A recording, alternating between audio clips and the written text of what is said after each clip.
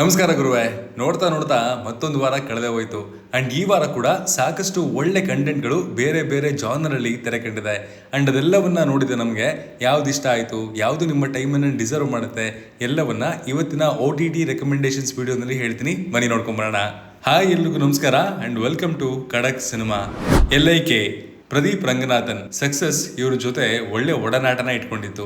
ಎಷ್ಟರ ಮಟ್ಟಿಗೆ ಅಂದ್ರೆ ನಟಿಸಿದಂತಹ ಮೊದಲ 3 ಸಿನಿಮಾ ಕೂಡ 100 ಕೋಟಿಗಳಿಗಿಂತ ಅಧಿಕವಾದ ಕಲೆಕ್ಷನ್ ಅನ್ನ ಮಾಡಿತ್ತು. ಅದೇ ಸಾಲಿಗೆ LIK ಸಿನಿಮಾ ಕೂಡ ಸೇರ್ಕೊಳ್ಳುತ್ತೆ ಅಂತ ಎಲ್ಲರೂ ಭಾವಿಸ್ತಾ ಇದ್ರು. ಬಟ್ ಅಲ್ಲಾಗಿದ್ದೇ ಬೇರೆ. ವಿಘ್ನೇಶ್ ಶಿವನ್ ಅವರು ಡೈರೆಕ್ಟ್ ಮಾಡಿರುವಂತಹ ಈ ಸಿನಿಮಾದಲ್ಲಿ ಪ್ರದೀಪ್ ರಂಗನಾಥನ್, ಕೃತಿ ಶೆಟ್ಟಿ, SJ ಸೂರ್ಯ ಇನ್ನು ಮುಂತಾದವರು ಲೀಡ್ ರೋಲ್ಗಳಲ್ಲಿ ಕಾಣಿಸ್ಕೊಂಡಿದ್ದಾರೆ. ಪ್ರದೀಪ್ ಅವರ ಬಳಿ ಒಂದು ಎಂಟೈರ್ ಸಿನಿಮಾನೇ ತನ್ನ ಶೋಲ್ಡರ್ ಮೇಲೆ ಎತ್ಕೊಂಡು ಹೋಗುವಂತಹ ಬಲ ಇದೆ.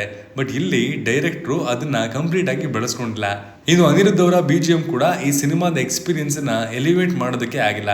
2040 ಸಾಲಿನಲ್ಲಿ ಅಪ್ಲಿಕೇಶನ್ನೇ ಲವ್ ಅನ್ನ ಡಿಸೈಡ್ ಮಾಡೋದಾದ್ರೆ ಹೇಗಿರುತ್ತೆ? ಡೀಪ್ ಆಗಿ ಲವ್ ಅಲ್ಲಿ ಬಿದ್ದಿರುವಂತಹ ನಮ್ಮ ಹೀರೋನ ಕತೆ ಏನಾಯ್ತು ಅನ್ನೋದೇ ಈ ಸಿನಿಮಾದ ಪ್ಲಾಟ್. ಸಿನಿಮಾದ ಪ್ರೆಸೆಂಟೇಷನ್ ಸಖತ್ ಲೌಡ್ ಆಗಿತ್ತು. ಆನಿಮೇಷನ್ಸ್, VFX ಎಲ್ಲವೂ ಕಣ್ಣಿಗೆ ಕುಕ್ಕೋ ರೀತಿ ಇದ್ವು. ಆದ್ರೆ ಸ್ಟೋರಿಯ ಕೋರು ಸ್ವಲ್ಪ ಬೋರಿಂಗ್ ಅನ್ಸಿದ್ದು ಸುಳ್ಳಲ್ಲ. ಖಡಕ್ ಸಿನಿಮಾದ ಪ್ರಕಾರ ಇದೊಂದು ಆವರೇಜ್ ವಾಚ್. ಕನ್ನಡದ ಭಾಷೆಯಲ್ಲೇ ಪ್ರೈಮ್ ವಿಡಿಯೋನಲ್ಲಿ ಅವೈಲಬಲ್ ಇದೆ. ವಾಳಾ 2 ಈ ವರ್ಷ ನೋಡಿದಂತಹ one of the most soulful film ಅಂದ್ರೆ ಅದು ವಾಳಾ 2. ಸವಿನ್ ನೆಸ್ಸೆ ಅವರು ಡೈರೆಕ್ಟ್ ಮಾಡಿರುವಂತಹ ಈ ಸಿನಿಮಾದಲ್ಲಿ ಹಶೀರ್ ಅಲನ್ ಇನ್ನು ಮುಂತಾದವರು ಲೀಡ್ ಆಗಿ ಕಾಣಿಸ್ಕೊಂಡಿದ್ದಾರೆ. ಟೋಟಲಿ ನ್ಯೂ ಕಮರ್ಸ್ ನ ಇಟ್ಕೊಂಡು 230 ಕೋಟಿ ಗಳಿಸಿರೋದು ಹೇಗೆ ಅನ್ನೋದರ ಮಂತ್ರ ಮಲಯಾಳಂನವ್ರ ಹತ್ರ ಮಾತ್ರ ಇರೋದು ಅಂತ ಅನ್ಸುತ್ತೆ. ಸಿನಿಮಾದ ಪ್ಲಾಟು ತುಂಬಾ ಸ್ಪೆಷಲ್ ಅಂಡ್ ವಾಸ್ಟ್ ಆಗಿತ್ತು. ಸೊ ಅದನ್ನ ಆಸ್ ಎ ಒನ್ ಲೈನರ್ ಹೇಳೋದು ಕಷ್ಟ.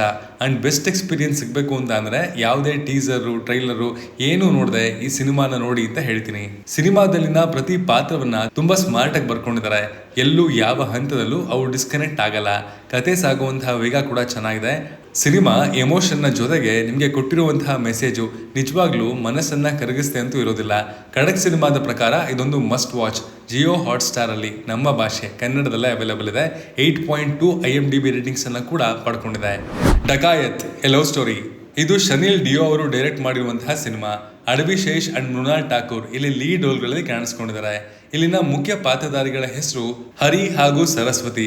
ಇಬ್ರು ಬೇರೆ ಬೇರೆ ಆಗಿದ್ದಾರೆ. ಅಂಡ್ ಹರಿಗೆ ಸರಸ್ವತಿ ಮೇಲೆ ಸಿಕ್ಕಾಪಟ್ಟೆ ಕೋಪ ಇದೆ. ಅಂಡ್ ಅವಳೇ ಇವನ ಪಾಲಿಗೆ ಶತ್ರು. ಇವ್ರು ಬೇರೆ ಆಗೋದಕ್ಕೆ ಏನ್ ಕಾರಣ ಅಂಡ್ ಮೋಸ್ಟ್ ಇಂಪಾರ್ಟೆಂಟ್ಲಿ ಈ ದ್ವೇಷಕ್ಕೆ ಏನ್ ಕಾರಣ, ಡಕಾಯತ್ ಅನ್ನುವಂತಹ ಟೈಟಲ್ ಯಾಕೆ ಬಂದಿದೆ ಅನ್ನೋದನ್ನೆಲ್ಲ ನೀವು ಸಿನಿಮಾ ನೋಡೇ ತಿಳ್ಕೋಬೇಕು. ಸಿನಿಮಾದಲ್ಲಿ ಅಡವಿ ಶೇಷ್ ಅವರ ಪರ್ಫಾರ್ಮೆನ್ಸು, ಮೃಣಾಲ್ ಅವರ ಪ್ರೆಸೆನ್ಸು ತುಂಬಾ ನ್ಯಾಚುರಲ್ ಆಗಿತ್ತು. ಬಟ್ ಇಲ್ಲಿನ ಕತೆ ಪೀಸ್ ಇಲ್ಲದೆ ಇರುವಂತಹ ಬಿರಿಯಾನಿ ತರ ಇದ್ದಿದ್ದು ಮಾತ್ರ ಖಂಡಿತ. ಸಿನಿಮಾದಲ್ಲಿ ಸಾಕಷ್ಟು ಗುಡ್ ಮೂಮೆಂಟ್ಸ್ ಇದಾವೆ.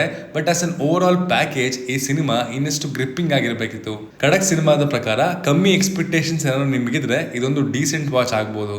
8.2 IMDb ರೇಟಿಂಗ್ ನೊಂದಿಗೆ ಕನ್ನಡದ ಭಾಷೆಯಲ್ಲೇ ಅವೈಲೇಬಲ್ ಇದೆ. ಲುಕೆ ಮೈಕ್ ಒಂದ್ ಕೈಯಲ್ಲಿ ಆದ್ರೆ ಡ್ರಗ್ಸ್ ಇನ್ನೊಂದ್ ಕೈಯಲ್ಲಿ. ಹೌದು, ಈ ಸೀರೀಸ್ ನ ಸ್ಟೋರಿ ಇರೋದು ಸ್ವಲ್ಪ ಹೀಗೇನೆ. ಇಲ್ಲಿನ ಕತೆ ಸುತ್ತೋದು MC ಬದ್ನಾಮ್ ಅನ್ನುವಂತಹ ರ್ಯಾಪರ್ನ ಸುತ್ತ. ಅಂಡ್ ಈ ಪಾತ್ರನ ನಿಭಾಯಿಸ್ತಾ ಇರೋದು ರಿಯಲ್ ಲೈಫ್ ರ್ಯಾಪರ್ ಕಿಂಗ್ ಅವರು. ಇಲ್ಲಿ ಬದ್ನಾಮ್ ರ್ಯಾಪರ್ ಆಗೋದು ಮಾತ್ರ ಅಲ್ಲದೆ ತನ್ನದೇ ಆದಂತಹ ಒಂದು ಡ್ರಗ್ ತಯಾರಿಸ್ತಾ ಇದ್ದಾನೆ. ಅಂಡ್ ಅದರಿಂದ ದೊಡ್ಡ ಎಂಪೈರ್ ಒಂದನ್ನ ಕೂಡ ಬಿಲ್ಡ್ ಮಾಡ್ತಾ ಇದ್ದಾನೆ. ಏನ್ ಈ ವಿಭಿನ್ನ ರ್ಯಾಪರ್ನ ಕತೆ? ಸರಿ ತಪ್ಪು ನಡುವಿನ ಲೈನ್ ಬ್ಲರ್ ಆದಾಗ ಏನೆಲ್ಲ ಅನಾಹುತಗಳಿಗೆ ಅದು ಆಹ್ವಾನವನ್ನ ಕೊಡುತ್ತೆ ಅನ್ನೋದನ್ನ ನೀವು ಸೀರೀಸ್ ನೋಡೇ ತಿಳ್ಕೋಬೇಕು. ಬಿಗ್ಗೆಸ್ಟ್ ಸ್ಟ್ರೆಂತ್ ಅಂದ್ರೆ sound track. Songs just back ground ಅಲ್ಲ, ಸ್ಟೋರಿ ಮೂಡನ್ನೇ ಕ್ಯಾರಿ ಮಾಡುತ್ತೆ. ಕಿಂಗ್ ಫಸ್ಟ್ ಟೈಮ್ ಆಕ್ಟರ್ ಆದ್ರೂ ನ್ಯಾಚುರಲ್ ಸ್ವ್ಯಾಗ್ ಜೊತೆಗೆ ಸ್ಕ್ರೀನ್ ಅನ್ನ ಹೋಲ್ಡ್ ಮಾಡ್ತಾರೆ. ಸೀರೀಸ್ ನ ಕತೆ ಇಂಟ್ರೆಸ್ಟಿಂಗ್ ಆಗಿದೆ. ಸೆನ್ಸಿಟಿವ್ ಟಾಪಿಕ್ಸ್ ನ ಚೆನ್ನಾಗಿ ಹ್ಯಾಂಡಲ್ ಮಾಡಿದ್ದಾರೆ. ಸೀರೀಸ್ ನಲ್ಲಿನ ಸೌಂಡ್ ಟ್ರ್ಯಾಕ್ಸ್ ಕೇಳೋದಕ್ಕೆ ಅಷ್ಟೇನು ಇಂಪ್ರೆಸಿವ್ ಅಂತ ಅನಿಸ್ಲಿಲ್ಲ. ಅಂಡ್ ಇವರು ತೋರಿಸಿರುವಂತಹ ಎಲ್ಲಾ ಪ್ಲಾಟ್ಸು ತುಂಬಾ ಫೋರ್ಸ್ಡ್ ಅಂತ ಕೂಡ ಅನಿಸ್ತು. ಒಂದು ಗಟ್ಟಿಯಾದ ಪರ್ಪಸ್ ಮಿಸ್ಸಿಂಗ್ ಇತ್ತು ಅಂತ ಖಂಡಿತ ಹೇಳಬಲ್ಲೆ. ಖಡಕ್ ಸಿನಿಮಾದ ಪ್ರಕಾರ ಇದೊಂದು above average watch. 5 IMDb rating ನೊಂದಿಗೆ ಪ್ರೈಮ್ ವಿಡಿಯೋನಲ್ಲಿ ಅವೈಲೇಬಲ್ ಇದೆ. ಭರತನಾಟ್ಯಂ 2 ನಾನು ರೀಸೆಂಟ್ ಆಗಿ ನೋಡಿರುವಂತಹ one of the best dark comedy films ನಲ್ಲಿ ಇದು ಒಂದು. ಕೆಲವು ಜೋಕ್ಸ್ ಇರ್ತಾವಲ್ಲ, ಅದಕ್ಕೆ ನಕ್ಕಿದ್ರೆ ನೀನ್ ಕೆಟ್ಟವನು. ಬಟ್ ಆ ಜೋಕ್ಗೆ ನಗುನೇ ಕಂಟ್ರೋಲ್ ಮಾಡ್ಕೊಳ್ಳೋದಕ್ಕಾಗಲ್ಲ. ಈ ಸಿನಿಮಾ ಇದೇ ಝೋನ್ ನಲ್ಲಿ ಇದೆ ಅಂತ ಹೇಳ್ಬೋದು. ಫಸ್ಟ್ ಪಾರ್ಟ್ ಕೂಡ ತುಂಬಾ ಎಂಟರ್ಟೈನಿಂಗ್ ಆಗಿದೆ. ಅಂಡ್ ಈ ಸಿನಿಮಾಗೆ ಡೈರೆಕ್ಟ್ ಲಿಂಕ್ ಅನ್ನ ಹೊಂದಿದೆ. ಫಸ್ಟ್ ಪಾರ್ಟ್ ಅಲ್ಲಿ ಭರತ್ ಅನ್ನ ಸಾವಾಗುತ್ತೆ. ಅಂಡ್ ಇಲ್ಲಿನ ಕತೆ ಮುಂದುವರಿಯೋದು ಅಲ್ಲಿಂದಾನೆ. ಅವ್ರು ಸತ್ ಹೋಗಿದ್ದಾರೆ. ಬಟ್ ಅವರ ಸಾಕಷ್ಟು ಕರಾಳ ಸತ್ಯಗಳು, ಸೀಕ್ರೆಟ್ಗಳು ಅವರ ಫ್ಯಾಮಿಲಿಗೆ ಒಂದೊಂದಾಗಿ ಗೊತ್ತಾಗ್ತಾ ಹೋಗುತ್ತೆ. ಅಂಡ್ ಅದನ್ನ ಇವರೆಲ್ಲ ಸೇರ್ಕೊಂಡು ಹೇಗೆ ಕವರ್ ಅಪ್ ಮಾಡಿದ್ರು ಅನ್ನೋದೇ ಇಲ್ಲಿನ ಬೇಸಿಕ್ ಪ್ಲಾಟ್ ಲೈನ್. ಸಿನಿಮಾದ ಕಾನ್ಸೆಪ್ಟು ಅದರ ಎಕ್ಸಿಕ್ಯೂಷನ್ಗೆ ಫುಲ್ ಮಾರ್ಕ್ಸ್ ಖಂಡಿತ ಕೊಡಬೇಕು. ಸಿನಿಮಾದಲ್ಲಿ ಆ ಟಿಪಿಕಲ್ ಮಲಯಾಳಂ ಸ್ಲೋ ಪೇಸಿಂಗ್ ಒಂದಷ್ಟು ಕಡೆ ಇದೆ, ಬಟ್ ಕೊನೆಗೆ ಅದೆಲ್ಲ ಯಾವುದು ಮ್ಯಾಟ್ರ್ ಆಗಲ್ಲ. ಖಡಕ್ ಸಿನಿಮಾದ ಪ್ರಕಾರ ಇದೊಂದು ಗುಡ್ ವಾಚ್.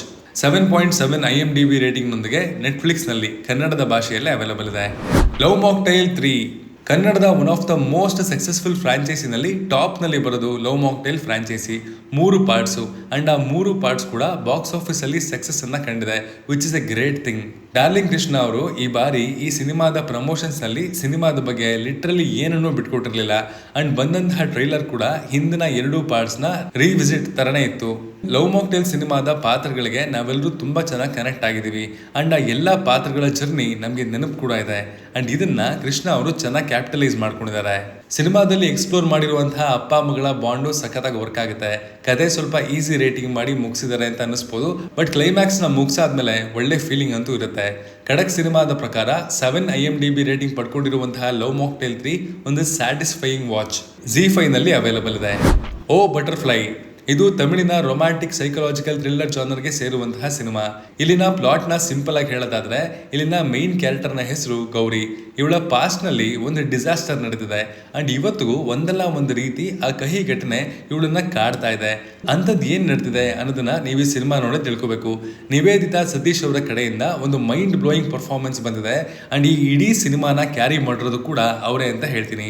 ಸಿನಿಮಾ ನಿಮ್ಮನ್ನ ಕೊನೆಯವರೆಗೂ ಎಂಗೇಜ್ ಆಗಿ ಇಡುತ್ತೆ. ಟೆನ್ಷನ್ನು ಏನೋ ಒಂಥರ ತಳಮಳವನ್ನ ಫೀಲ್ ಮಾಡಿಸುತ್ತೆ.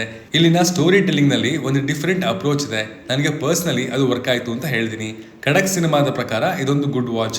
ಸನ್ನೆಕ್ಸ್ಟ್ ಅಲ್ಲಿ 6.1 IMDb ರೇಟಿಂಗ್ ನೊಂದಿಗೆ ಅವೈಲಬಲ್ ಇದೆ. ಗ್ಲೋರಿ ಇಲ್ಲಿನ ಕತೆ ಸೆಟ್ ಆಗಿರೋದು ಹರಿಯಾಣದ ಶಕ್ತಿಗರ್ ಎಂಬ ಊರಿನಲ್ಲಿ. ಅಲ್ಲಿ ಬಾಕ್ಸಿಂಗೇ ಇಲ್ಲ. ಬಾಕ್ಸಿಂಗ್ಗೆ ಅವರು ಕೊಡುವಂತಹ ಪ್ರಾಮುಖ್ಯತೆ ತುಂಬಾನೇ ಹೆಚ್ಚು. ಅಂಡ್ ಇಲ್ಲಿ ನಮ್ಮ ಮೇನ್ ಲೀಡ್ಸ್ ನ ಹೆಸರು ದೇವ್ ಹಾಗೂ ರಿವಿ. ಆ ಊರಿನಲ್ಲಿದ್ದಂತಹ ನಿಹಾಲ್ ಸಿಂಗ್ ಎಂಬುವನ ಸಾವಾಗಿದೆ. ಇನ್ಫ್ಯಾಕ್ಟ್ ತುಂಬಾ ಮಿಸ್ಟೀರಿಯಸ್ ಆಗಿ ಅವನು ಸತ್ತೋಗಿದ್ದಾನೆ. ಅಷ್ಟೇ ಅಲ್ಲದೆ ಅವರ ತಂಗಿ ಮೇಲೇನೂ ಅಟ್ಯಾಕ್ ಆಗಿದೆ. ಇದಕ್ಕೆಲ್ಲ ಏನ್ ಕಾರಣ? ಇವ್ರ ಮೇಲೆ ಎಷ್ಟೊಂದು ದ್ವೇಷನ ಹೊತ್ತಿರೋದು ಯಾರು? ಅಂಡ್ ಇದರಿಂದ ಡೈರೆಕ್ಟ್ರು ನಮ್ಗೆ ಏನನ್ನ ಹೇಳೋದಕ್ಕೆ ಹೊರಟಿದ್ದಾರೆ ಅನ್ನೋದನ್ನ ನೀವು 7 ಎಪಿಸೋಡ್ಗಳ ಈ ಸೀರೀಸ್ ನಲ್ಲಿ ನೋಡಿ ತಿಳ್ಕೋಬೇಕು. ಸೀರೀಸ್ ನ ಬಿಗ್ಗೆಸ್ಟ್ ಸ್ಟ್ರೆಂತ್ ಇಲ್ಲಿನ ರಾನೆಸ್, ಆ ವಾತಾವರಣವನ್ನ ಕಟ್ಟಿರುವಂತಹ ರೀತಿ, ಬಾಕ್ಸಿಂಗ್ ನ ವಿಜುವಲ್ಸ್ ಕೂಡ ರಿಯಲಿಸ್ಟಿಕ್ ಆಗಿ ಮೂಡ್ ಬಂದಿದೆ. ಖಡಕ್ ಸಿನಿಮಾದ ಪ್ರಕಾರ ಇದೊಂದು ಒನ್ ಟೈಮ್ ವಾಚ್. ನೆಟ್ಫ್ಲಿಕ್ಸ್ ನಲ್ಲಿ ಹಿಂದಿ ಭಾಷೆಯಲ್ಲಿ ಅವೈಲಬಲ್ ಇದೆ. ಇದಾಗಿತ್ತು ಈ ವಾರದ ಖಡಕ್ OTT ರೆಕಮೆಂಡೇಶನ್ಸ್. ನೀವು ಈ ಲಿಸ್ಟ್ ನಲ್ಲಿ ಯಾವುದನ್ನೆಲ್ಲ ನೋಡಿದಿರಾ, ಯಾವುದನ್ನೆಲ್ಲ ನೋಡಬೇಕು ಅಂತ ಅನ್ಕೊಂಡಿದ್ದೀರಾ ಎಲ್ಲವನ್ನ ಕಮೆಂಟ್ ಮಾಡಿ ತಿಳಿಸಿ.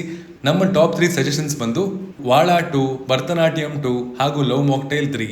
ಮತ್ತೆ ಸಿಗೋಣ. Signing off, Manu.